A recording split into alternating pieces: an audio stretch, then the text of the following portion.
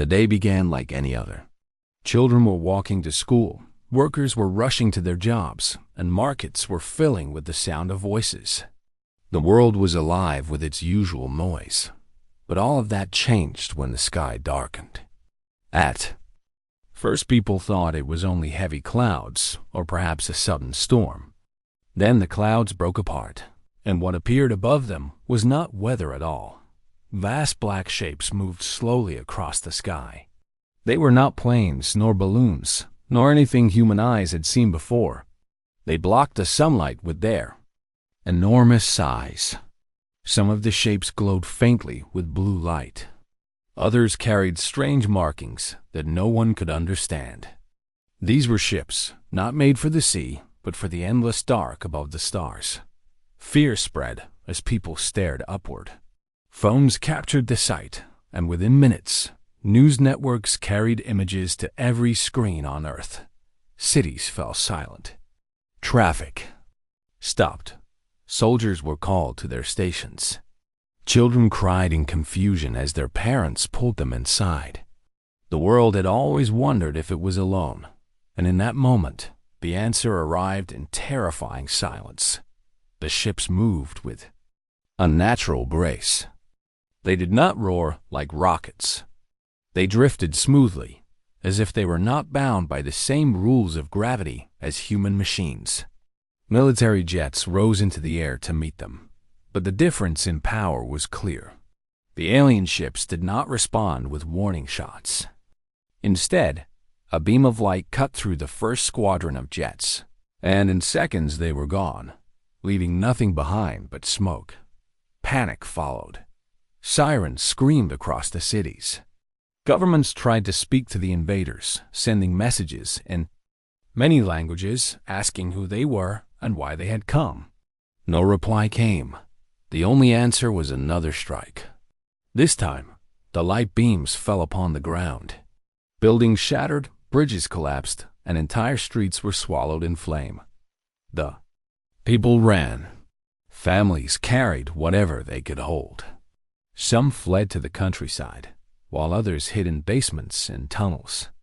In the middle of this chaos, leaders gathered in hidden rooms, trying to find a plan.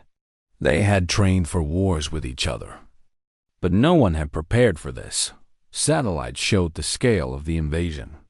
Hundreds of ships covered the sky, each large enough to hold thousands of troops. They were not explorers. They were not visitors. They were an armada, built for conquest. For centuries, humans had wondered if aliens would arrive with friendship. That dream ended in fire. Yet even as fear spread, so did a stubborn spirit. In one ruined city, a group of firefighters refused to leave. They pulled survivors from broken buildings, ignoring the risk of falling debris. In another place, doctors worked in dark hospitals without power, saving lives by candlelight. Soldiers, though outmatched, fought fiercely on the ground, using tanks and rifles against towering machines that walked out of the alien ships.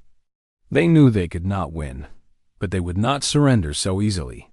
News spread of these small acts of courage, and in the middle of despair, they gave people hope. Across the world, voices rose, not just in fear, but in determination. Humanity was facing something far greater than itself, but history had shown one truth again and again. When humans were pushed to the edge, they found strength no one expected. As the alien armada continued its assault, the sky glowed red with fire. Cities burned and nations shook, but the world was not yet lost. Somewhere deep below the ground, in secret bunkers and hidden labs, men and women were already at work. They studied the invaders, watching every move, searching for patterns, weaknesses, anything that could be used. They did not know if it would be enough, but they knew one thing clearly: the Earth would not fall without a fight. The first days of the invasion broke the world's peace. Cities were falling, and fear was spreading across every land. Leaders sent calls for surrender, hoping the aliens would spare at least part of humanity. Yet deep down, many people understood. That surrender would not bring mercy. The invaders had come not to talk but to take. Hidden under mountains, inside deserts, and within old military bunkers, groups of men and women worked without rest.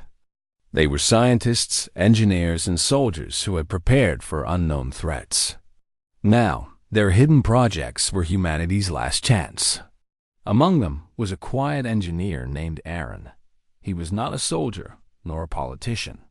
He had lived a simple life, fixing machines and designing tools. Yet his sharp mind and unshaken will placed him at the heart of this struggle. Aaron believed the alien strength came from their technology, and that strength made them blind. They expected humans to fight with the same kind of power, building bigger guns and stronger bombs. Aaron knew that battle would be lost before it began. Instead, he spoke of another path, one that seemed foolish at first. He said Earth itself could become a weapon. His words spread among the team. At first they doubted him. How could oceans, winds, and magnetic fields stand against ships that crossed the stars? Yet Aaron explained with patience. The aliens did not understand Earth. They did not know its storms, its seas, or the strange shield of energy that wrapped around the planet. What if humanity learned to turn these forces into defenses? What if Earth itself fought back, while leaders argued and generals ordered hopeless battles? Small groups like Aaron's acted in secret. They studied the alien beams, learning how they sliced through steel. They watched the movements of the walking machines, noticing how they slowed in strong rain or heavy storms. Every small detail was written down, for details could save lives. Across the world, humanity's spirit showed itself in other ways. In villages, farmers set traps for alien scouts, using nothing more than wires, fuel, and clever thinking. In cities, young students hacked into captured devices, trying to read alien codes. Soldiers carried out ambush, striking, and then vanishing into tunnels. The invaders had expected easy conquest, but instead they found resistance hidden in every street and every hill. Yet the cost was high. Families were broken. Homes were lost. Some nations fell silent as their capitals burned. In many places, despair seemed stronger than hope. Still, in dark rooms lit by flickering lamps, men and women like Aaron refused to stop. They worked with hands shaking from exhaustion, but they did not give up. One night, Aaron stood before his team. The bunker shook above them as bombs fell on distant towns. His voice was calm but strong. He said that the time of waiting was over. If humanity wanted to survive, they could not hide forever. They had to prepare a strike, not with the biggest weapon, but with the most unexpected one.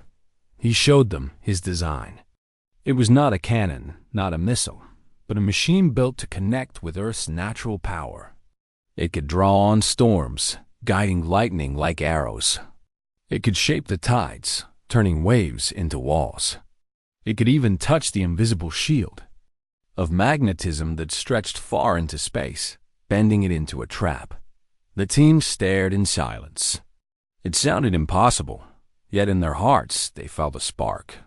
Perhaps this was the answer. Hope spread quietly through the bunker. Scientists who had once argued now worked together. Engineers who had been tired found new strength in their hands.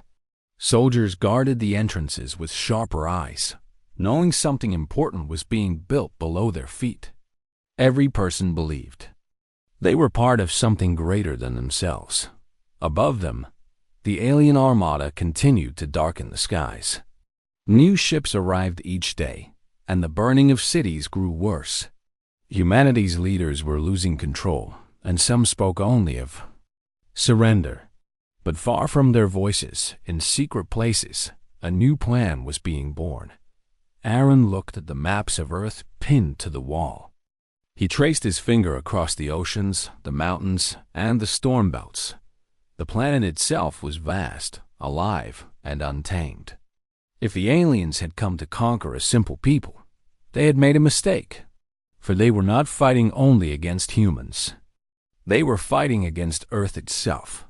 The engineer whispered to himself that this war was not yet lost. Humanity had been beaten before, but never broken.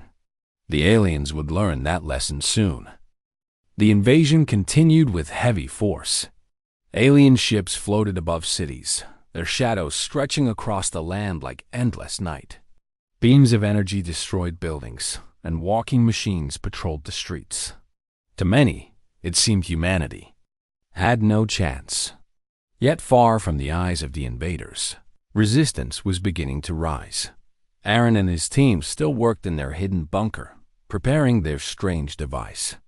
It was not ready yet, and it needed time to grow stronger. But outside, people could not wait for perfection. They needed to strike back, even if the strike was small. Humanity's spirit demanded action. In one valley, far from the large cities, a group of farmers and workers came together. They were not soldiers, but they refused to hide any longer. They had no heavy weapons, only tools, fuel, and clever ideas. Yet they understood that the invaders had weaknesses. The alien machines moved with great power, but they were built to fight in open battle, not in narrow places filled with traps. The farmers dug pits in the ground and covered them with wood and soil. They placed fuel barrels inside, waiting for the right moment. Others stretched metal wires across paths where the machines would walk. Still others filled the barns with old radio parts and batteries, creating strong pulses of electricity. The plan was simple. They could not destroy the entire army, but they could strike hard enough to send a message. When the alien machines entered the valley, the people waited in silence. The ground shook with each step of the tall walkers. There, weapons glowed with the same blue light that had burned cities to ash. Yet the invaders did not know the land as the farmers did. The first machine walked over a covered pit. Its leg crashed through, and the barrels below exploded. Fire and smoke rose high, and the machine fell, its body broken. The others moved forward, but they were slowed by the wires. Sparks burst as the alien legs struck against the metal traps. At the same moment, the hidden radios came alive, sending strong pulses into the air. The alien weapons flickered, their lights fading for seconds. That was all the time the humans needed. From the hills, they rolled down carts filled with burning fuel. The machines tried to turn, but it was too late. The fire wrapped around them, and 2 more walkers fell. For the first time, the people saw alien machines destroyed by human hands. Their shouts of courage echoed through the valley. The aliens had expected easy victory, but instead they found resistance hidden in the soil and stone.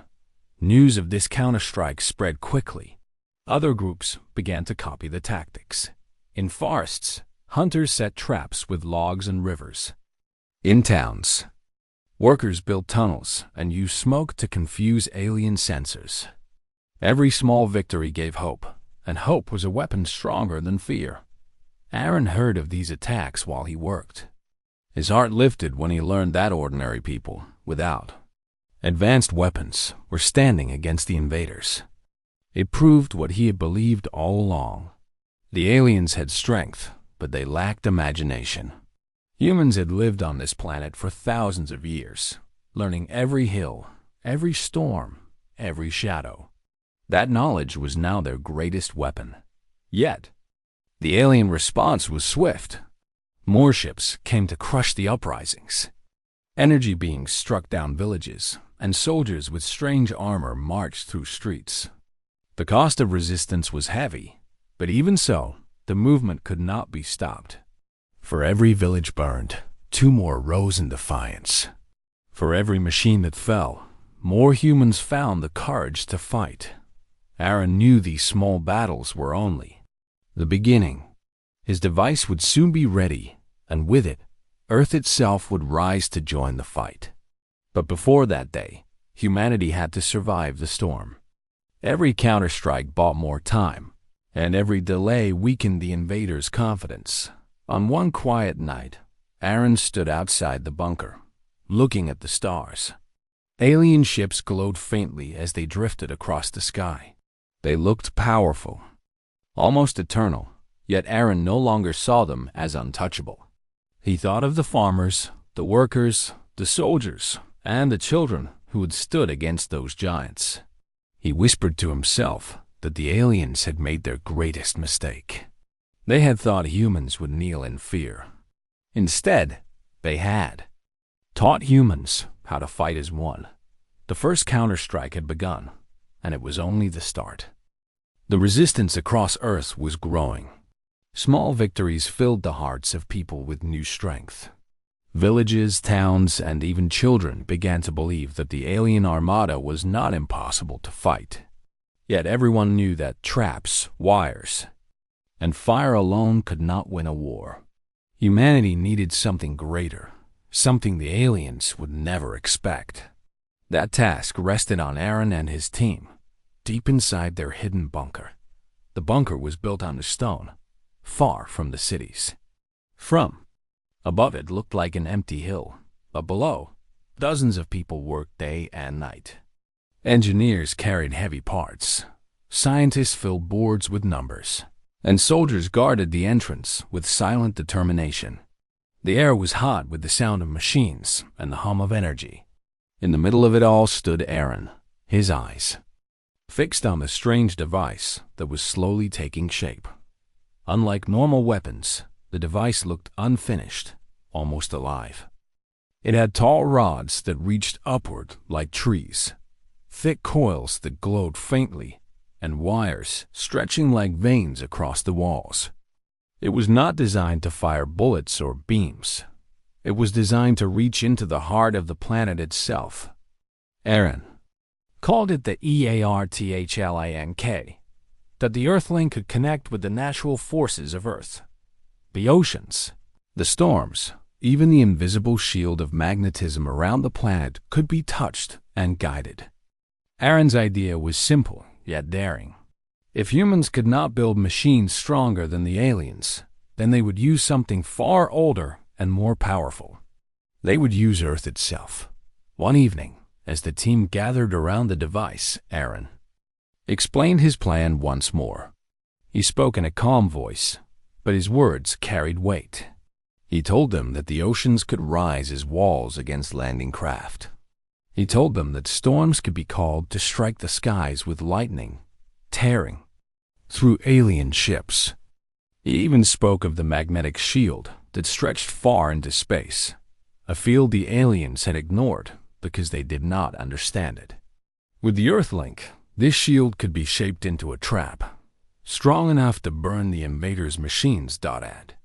First, the team listened in silence. The idea sounded impossible. Controlling storms and oceans was like trying to hold fire with bare hands. But Aaron reminded them of one truth. The aliens had come to Earth believing it was only rock and water, a place to conquer.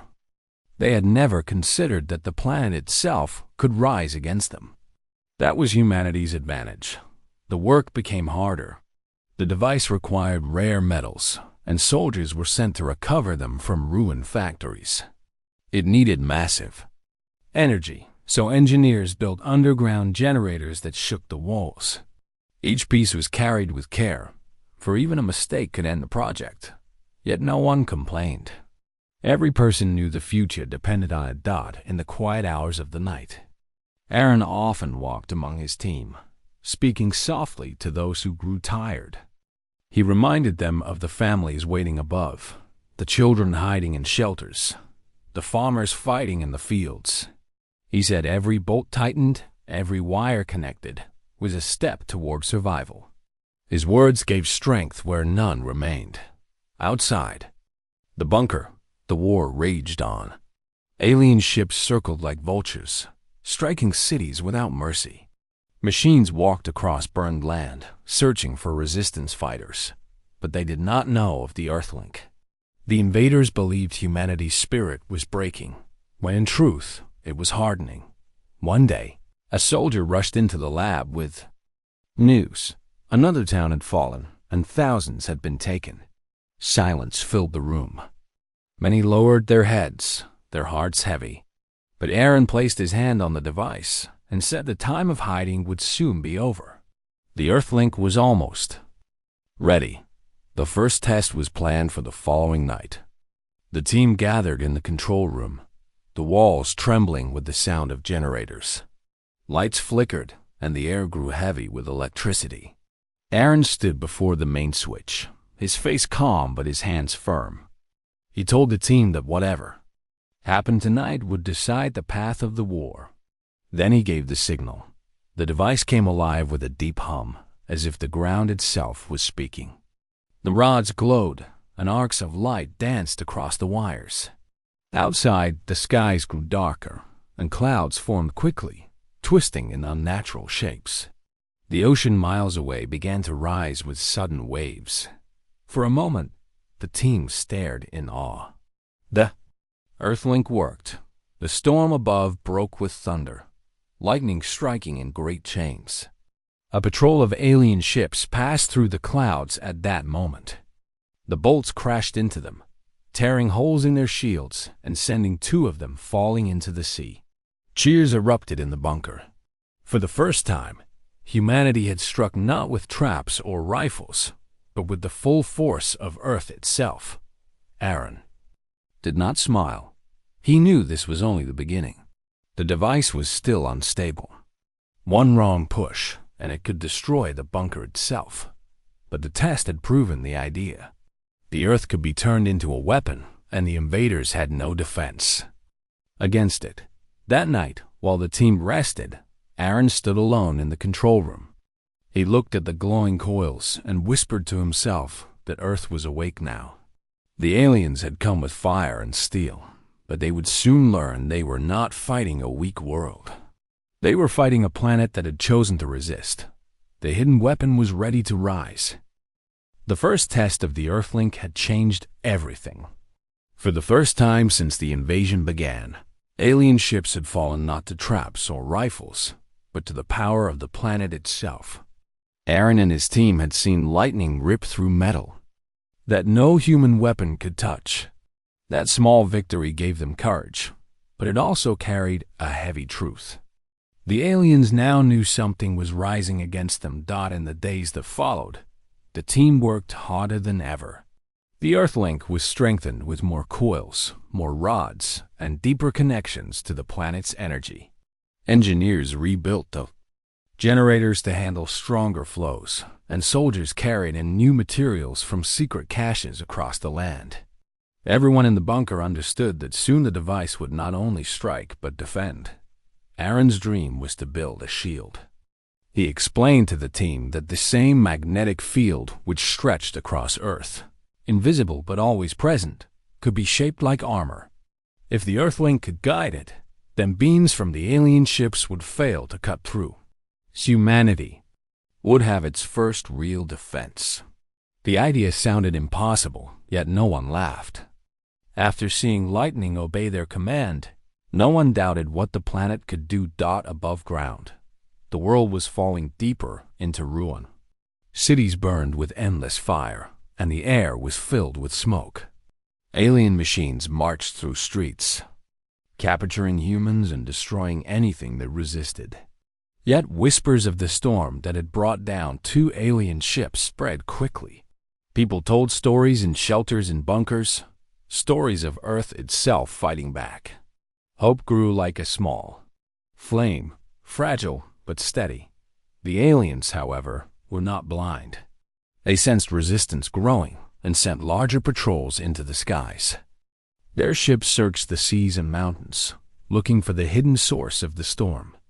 The danger to Aaron's team grew, and soldiers kept watch night and day. Any mistake could lead the invaders straight to the bunker. At last, the day came to test the shield. Aaron and the team stood in the control room, the walls humming with the sound of the generators. The rods of the Earthlink glowed with faint light, and energy pulsed through the wires. Aaron's hand rested on the main lever. His voice was calm as he spoke to the team. He said this moment was not only about saving themselves, but about proving that humanity could rise even in the darkest hour. He pulled a lever. The Earthlink roared to life. The air shook with power, and the ground trembled underfoot. Outside, the skies lit with sudden energy. A dome of shimmering light began to form. Above the bunker, spreading wider with each second. It glowed like the northern lights, a shield of green and blue stretching across the sky. Not long after, the first test came.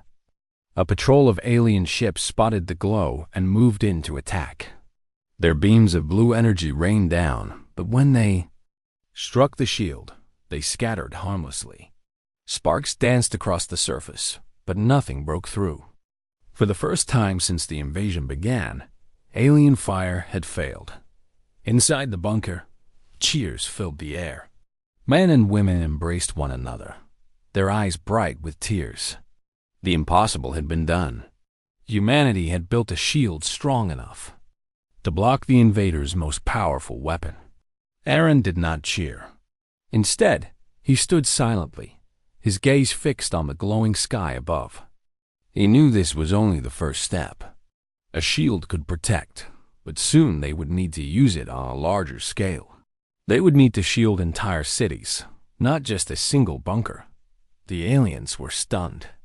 Their ships circled above, firing again and again, but the shield refused to fall. At last, the invaders pulled back, leaving the glowing dome untouched. The sight of alien retreat filled the hearts of humans with new strength. Across the land, voices rose. If one shield could be built, then others could follow. News of the shield spread quickly, carried by hidden radios and whispered from bunker to bunker. Families who had lost everything now spoke of survival. Fighters who had grown tired found new courage. The resistance, once scattered and weak, began to unite. For the first time, the world had something more than hope. It had proof that humanity could stand.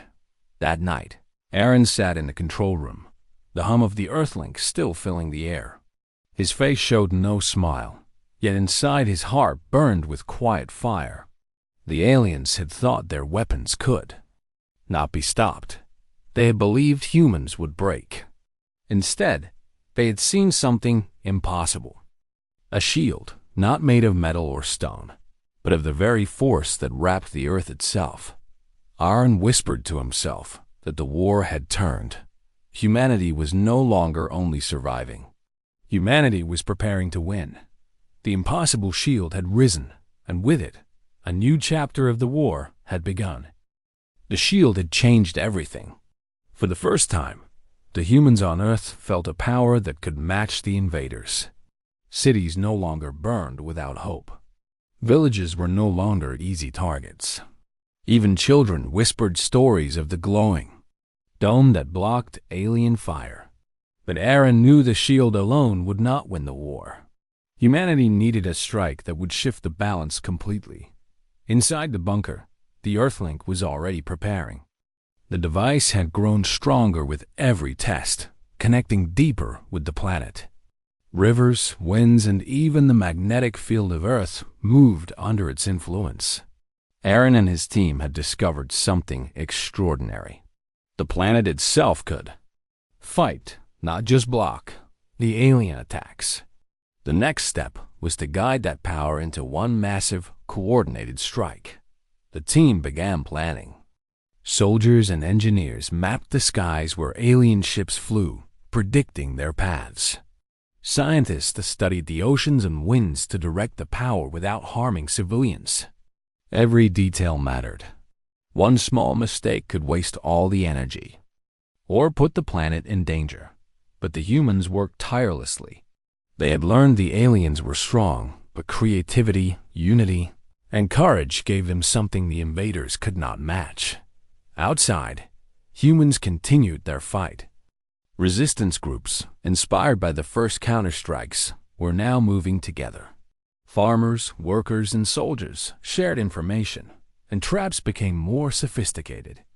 Fires and smoke confused the alien sensors. Teams hid in forests, mountains, and tunnels, striking quickly before vanishing. Every small victory fed the growing confidence of humanity. The aliens, however, were becoming desperate. Their attacks grew faster, heavier, and more chaotic. They were no longer calm conquerors. The turning point came when a fleet of alien ships approached the largest city on Earth. The city had been a target for weeks, its population hiding in shelters while machines destroyed the streets.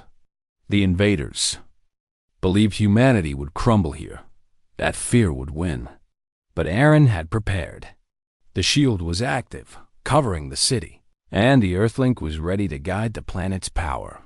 Aaron and his team took positions in the control room.